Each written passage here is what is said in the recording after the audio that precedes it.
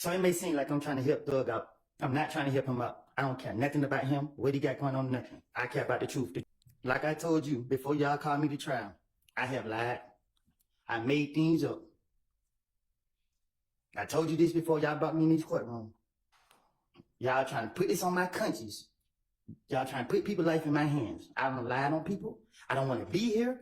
Y'all have pressure me. I'm tired of y'all because y'all know y'all are wrong. And y'all black people doing this to us. Leave me alone. Let me leave. Man, y'all piss me off. If you're new, make sure y'all hit that notification bell, that like, share, comment, and subscribe. Grab a seat. We finna dig deep. What's up, YouTube family? Welcome to the channel. I'm your host, Jay. And man, today we back with the latest update in this Young Thug Rico Trial. Now, to start the day off, the judge actually denied all motions from the defense on the possible opportunity for a mistrial. And to make it even better, the state's key witness, Lil Woody, actually showed up, took the stand, casket fresh in that suit, and actually provided his testimony. But ask yourself this, will the witness's key testimony actually hurt the defense or help the state?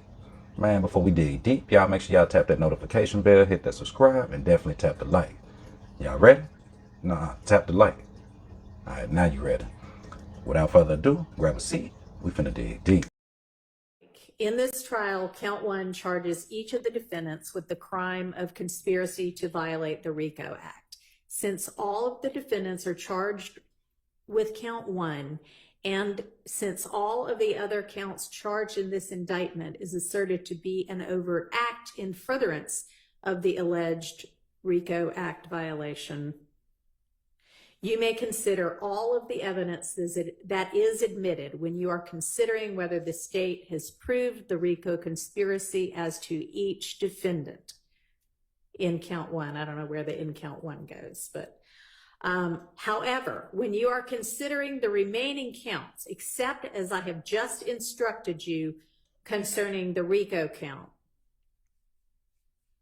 you may only consider the evidence of that count against the defendant or defendants who are charged with that count. You must not consider evidence related to one count as evidence of a different count. You also must not consider evidence regarding one person as evidence regarding a person uncharged in that count. I don't think we need that part on. So at the trial it started off with the judge, the defense, and the state actually going back and forth over jury instruction on what would be allowed and what would not be allowed to be said. Definitely want to misguide the jury and definitely don't want to have it confused.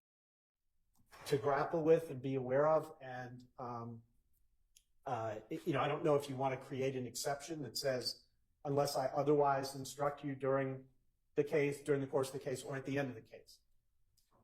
No, okay. But thank you.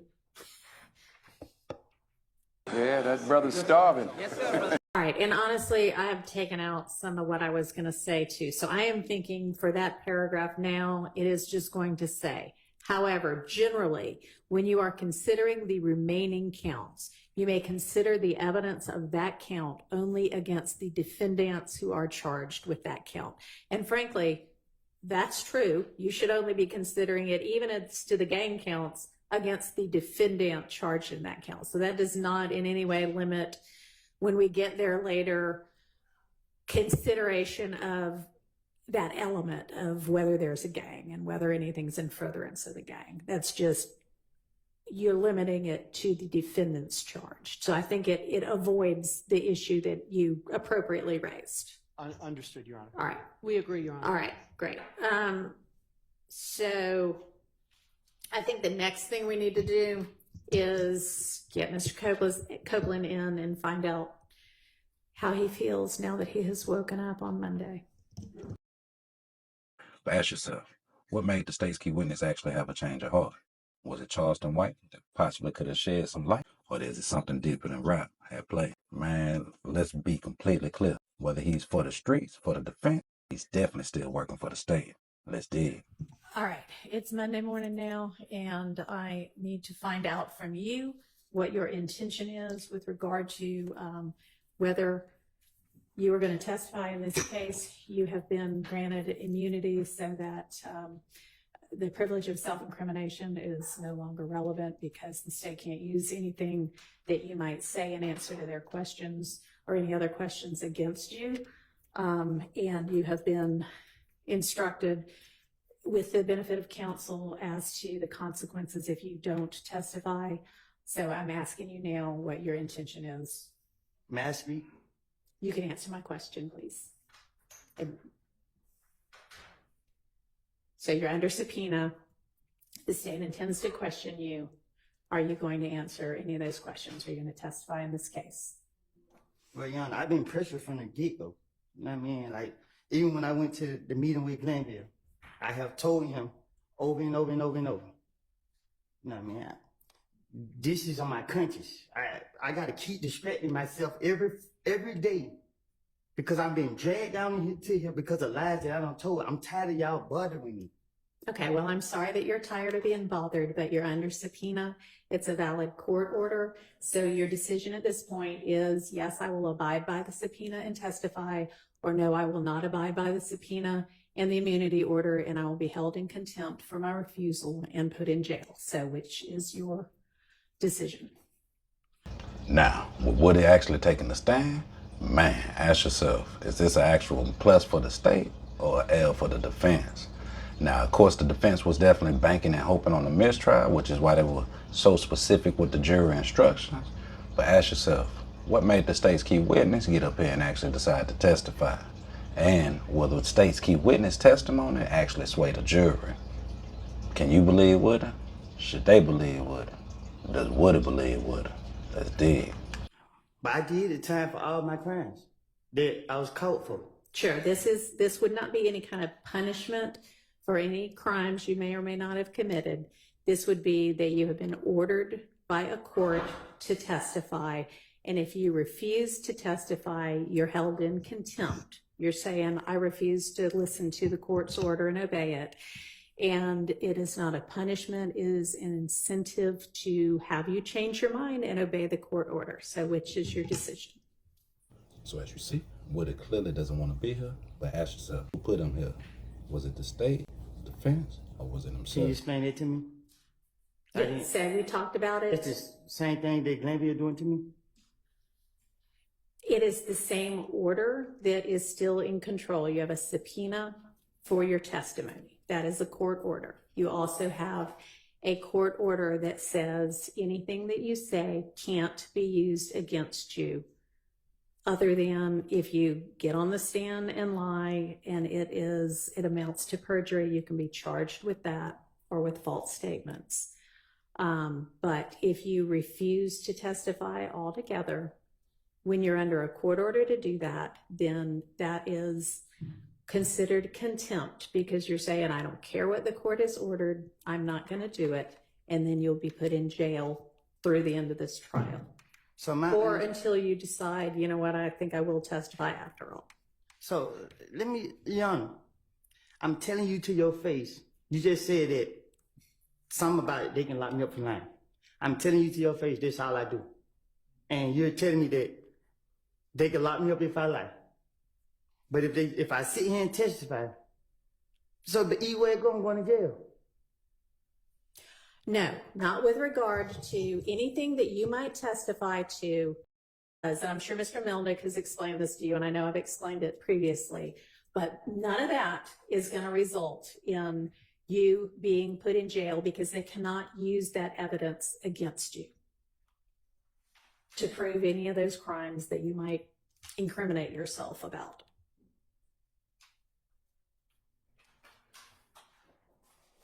So are you going to testify or not?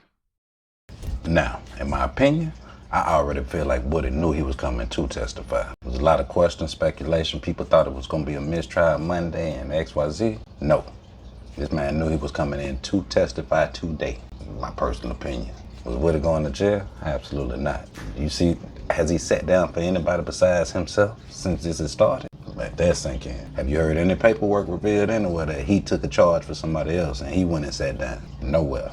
So what made you think that he wasn't going to come in and show up to testify in this trial? Again, fresh too, fresh. Especially after meeting with CW. Ask yourself, man, come on, man. Y'all knew Woody was coming to testify.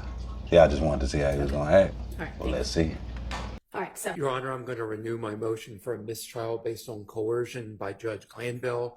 This is based on the fact that Mr. Copeland having now been properly instructed that he would only be incarcerated until the end of trial versus his instruction previously that he would be incarcerated forever. He's now deciding to testify. I think at this point, it demonstrates the coercion by Judge Glanville. So I'd like you to reconsider that. I don't think it just demonstrates anything of the sort. I think it demonstrates that he has now been properly advised and he's making a decision anew. Thank you. Overruled. So as you see, man, this judge is not playing any games on any side. Mistrial denied, motion denied, mistrial not hearing it. Why?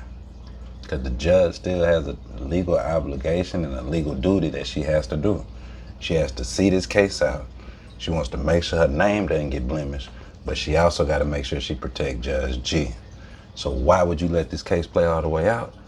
Just to show that fairness and equality can be presented in this trial. But ask yourself, at this point of the case, is it fair? Let's dig. And so I'm going to have the jury out. I'm going to give them the 3 instructions that we just discussed.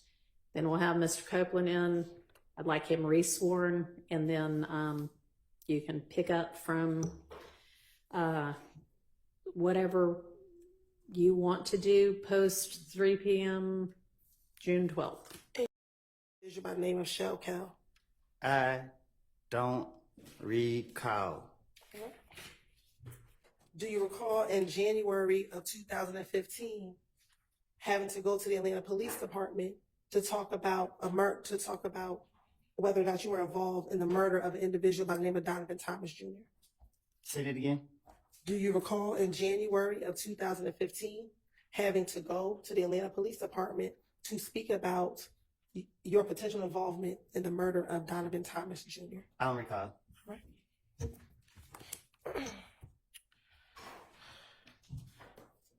On January 11th, 2015, did you go to the Atlanta Police Department at about 3 o'clock in the morning? I don't recall. Okay. And did you speak with a detective by the name of Detective Thorpe? I don't recall who I speak with. I don't recall. And during that interview, did you go down there to speak with him about the murder of Donovan Thomas Jr.? I don't recall who I spoke with. Okay. And in that same interview, did you speak with him about not just the murder of Donovan Thomas, but events that led up to the murder of Donovan Thomas on June 10th, 2015? I'm a liar. So you want me to remember something that I don't lied about in the past? I don't know. So my question for you is, did you go to the Atlanta Police Department? Is your response you don't recall? I don't recall. Wait a minute. Is the state still playing chess with their witness? Now, the question that the state prosecutor, Ms. Hilton, is actually sitting there asking this man is enough to bring back old memories to cause new events to occur. So is the state still playing chess with their witness? Or would you just say that they move very reckless with their witnesses? Now, it's interesting because never have I ever seen a case where a state's witness or any witness of that nature has actually been able to legally sit up on the recorded, documented stand being publicized everywhere and say, I lie. I lie. That's what I do. I lie. And still, the state still needs that testimony. Ask yourself, why is the state reaching so hard and depending on Woody's testimony? Why? Because Woody is the actual link to conspiracy.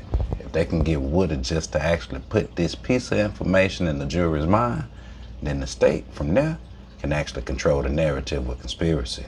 They already didn't prove the actual unaliving of nut on YSL, Woody, or anybody of the other defendants that are involved. What they still had the opportunity to do and what they're attacking is conspiracy. Pay attention. Let's dig. And during that interview with Detective Thorpe at the Atlanta Police Department, did you provide him your name and your date of birth? Huh? When you went to the Atlanta Police Department and met with Detective Thorpe, did you give him your date of birth? I don't know. Okay. And is your date of birth July 25th, 1991?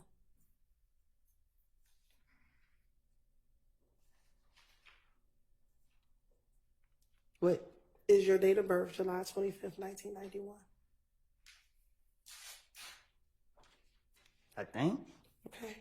And during this interview, did you tell Detective Thorpe that you also have a middle name of Xavier? I don't know what I told. I don't remember what I told him. I'm not trying to say the wrong thing so y'all can lock me back up. All right. Well, just bear with me. We're going to go through that interview, okay?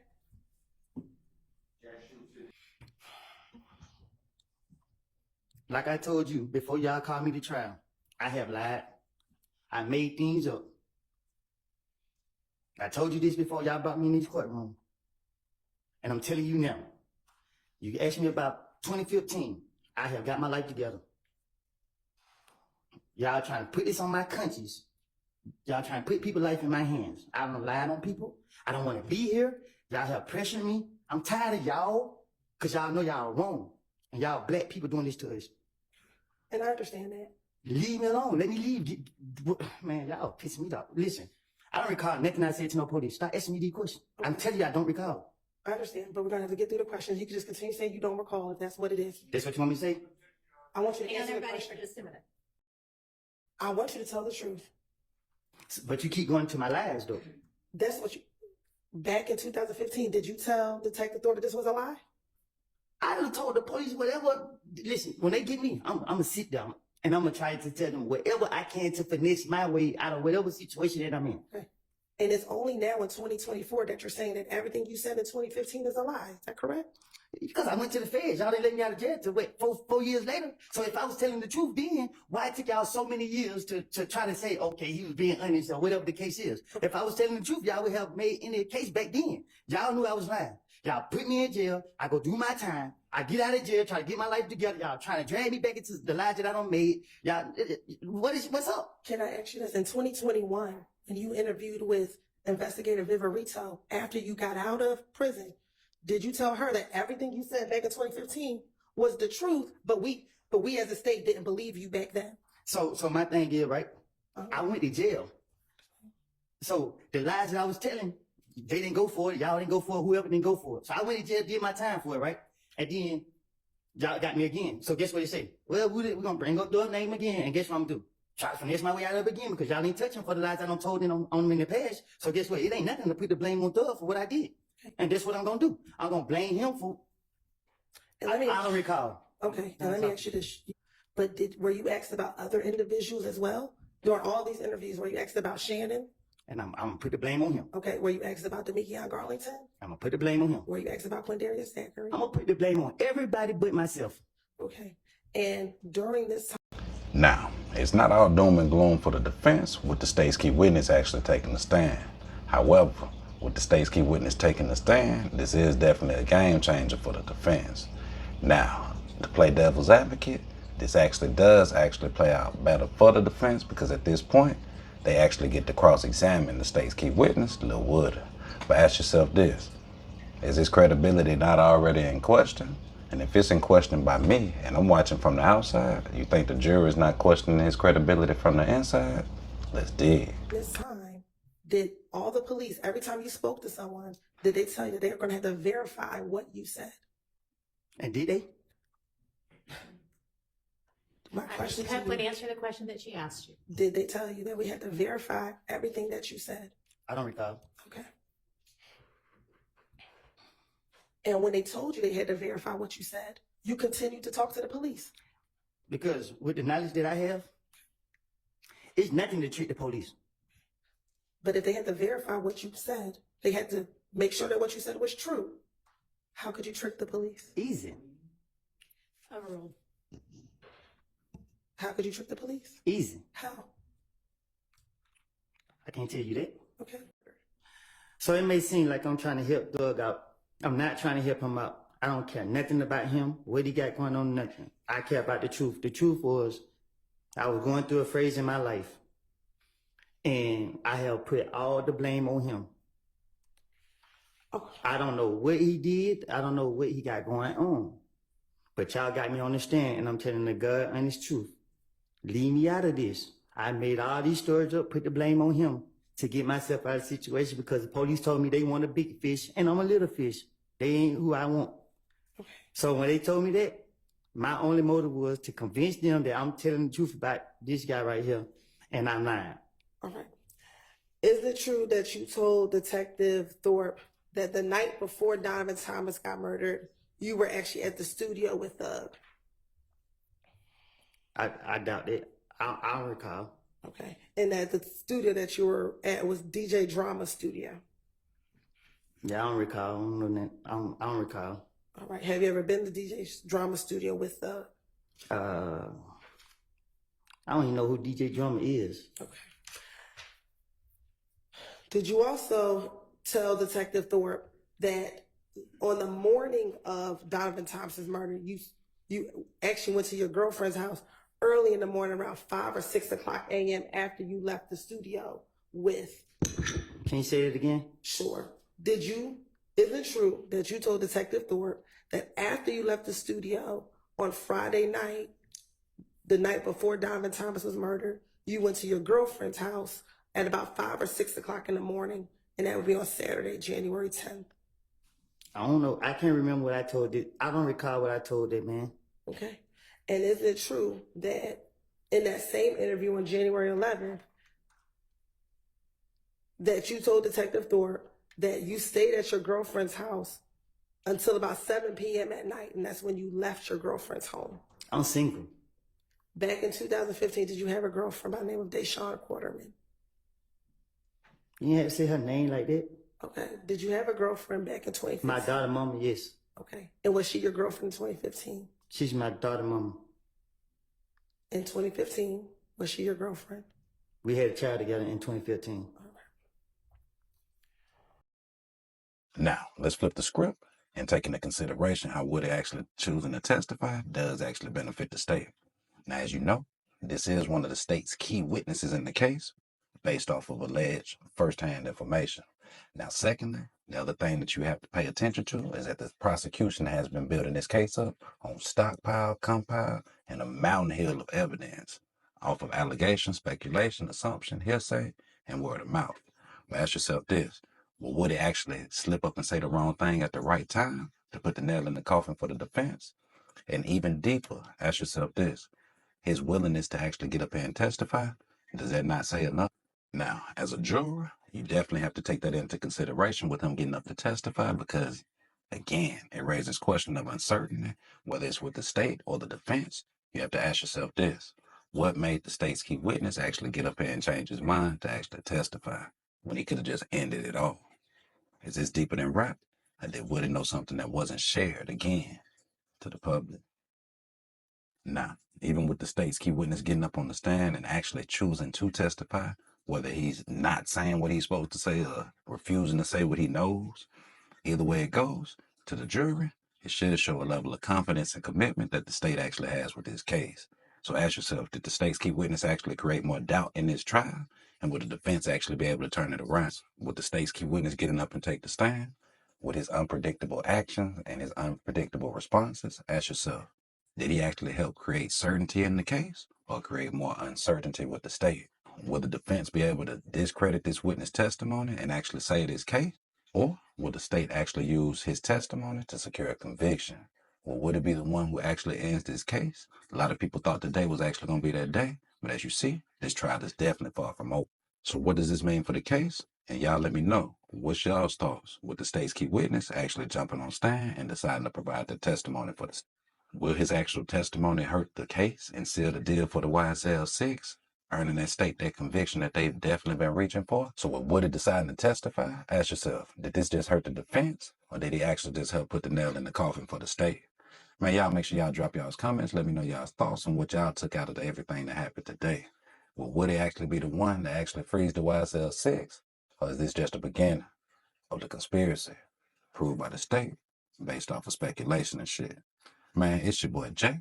Till next time, y'all remember, the life you save might be your very own. If you haven't already, man, y'all tap the notification bell, hit that subscribe, hit the like button, drop in the comments at the end of the video. Let me know y'all's thoughts. Man, until next time, remember, the life you save might be your own. It's your boy Jay. Gone.